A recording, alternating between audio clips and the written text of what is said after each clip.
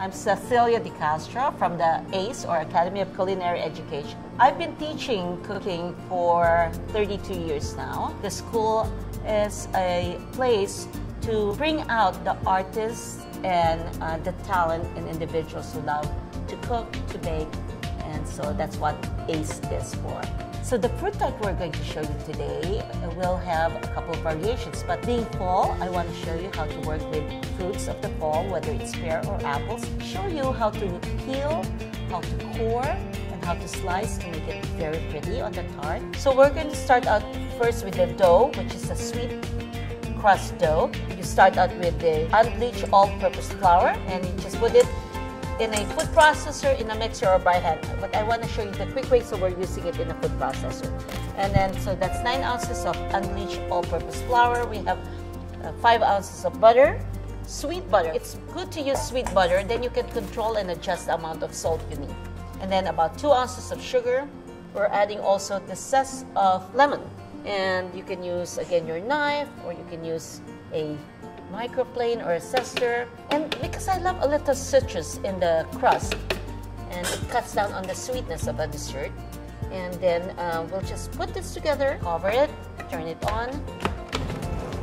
1, 2, 3, 4, 5 seconds, turn it off. And what we're going to do is get a little water, or since I have lemon zest, I'm going to put in a little lemon juice. If you have a thermometer or a little metal skewer, you can just go and then get the juice without having seeds in it. So we'll turn it on again. We'll add the 2 yolks, one at a time. And then we'll add about a teaspoon or so of lemon juice, just until the dough begins to form a ball. Sometimes you want to pulse it, so you don't want to over mix it. And in about 15-20 seconds, you have the dough that's all ready. Finish mixing it by hand so you don't over mix it. If the dough crumbles, it's a little too dry, so you can add a little bit more liquid. If it is too sticky and it sticks in the palm of your hand, it's too wet, then you can just put a little bit of what they call bench flour.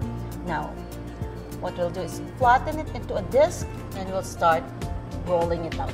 When you start rolling it out, you want to keep moving it so that you're rolling it in different directions. And at the same time, you can get that round shape. And if it does shrink, it will shrink in every direction. Otherwise, your circle will become an oval shape. So we will roll it out to the size of a tartlet pan. So I have different sizes here. For the pear tart, I have this 8-9 inch removable bottom, which will make it very easy to take it out, and the edges will be nice and clean. So to help it move around, I'll just help myself and move the dough with that. How thick should the crust be? Well, the thinner it is, of course, the more flaky it's gonna be and beautiful in the mouthfeel. But about, let's say, a 6 to an 8 of an inch would be good. So if it's about already the size or bigger than your tart pan, and about a 1/6 of an inch, and you don't want to wait too long, otherwise it gets too soft. Okay? So this is when you're going to be very careful and lift it and start lining the tart. Okay, so here's the thing. What's beautiful about this tart is if it's falling apart like that, it's good because it's going to be flaky. So what I'm going to do is smooth out the dough at the base and use all this trimming to make a thicker base. So we're just pressing it to make it all even. It's very important then that the base is firm, and then there are even tools such as this, which is a pastry stamper, and you can stamp the base. So once it's all even, this is then the time you would chill it while you're cutting your fruits. Now, while that's chilling, what do you do with all these extra ones? Well, don't toss it away. It's good ingredients, it's fresh. So if you have different sizes such as this, you can make another individual tart. So maybe one for the company and one for you. Most common way for us in the kitchen to peel fruits, whether it's a watermelon or a pear, is to cut both ends and then follow the outline of the fruit and peel. And then we'll just cut it in half. Cut it in half, remove the stem, Take out the core, and then going back again at the tip here where the base is. Take it out. And once you have the 2 halves, we will just slice thinly. Once you have the pears sliced, put the sliced halves. And then once it's all in there, you can slide the fruits. And you'll have a little bit nicer presentation that way. Now for the filling, in a bowl, I am combining eggs and then the sugar. Now, what you want anytime you have egg is to lighten it and aerate it, and that's part and as a binder. So you stir this right away. Okay? So in a saucepan, we'll just put all the butter and put it on high until it browns. I'm going to then add this burnt butter, okay? And then wait for it to cool down a little bit, and that will flavor the flour, the sugar, and the egg. Once you have that, pour it and just start in the middle like this. Twist it a little bit so that it will fill in. You always put your tart in another tray.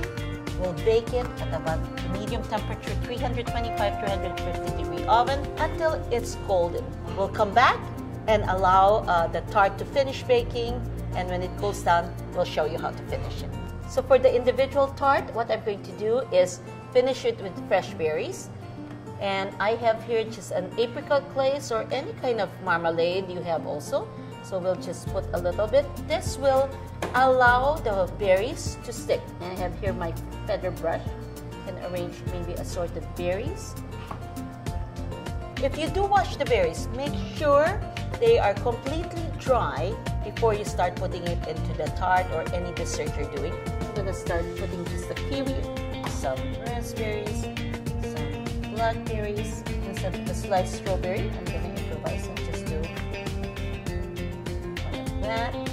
To unmold it, all you have to do is remove that, and with your little spatula, you can just do that. And if you have a little caramel sauce or fruit berry sauce, that will be great. On the pear tart, we again can leave it as is, but during the holidays, if you want, you can brush the fruit part with a little glaze. You can even put a little dust of powdered sugar on the edge, makes it more holiday-ish looking. To unmold it, you can just get anything also, such as this. What you want to do is slip that because this is still slightly warm, and just put it in there, which allows for your tart shell to remove, and then we'll just put it on a plate like this. You can of course garnish it with either mint or a lemon verbena and maybe some berries also on the top. I'm glad you joined me inside my kitchen and allowed me to show you how to do a simple tart, and hopefully that will inspire you to bake and cook inside your kitchen. See you next time, and we'll do more cooking and baking.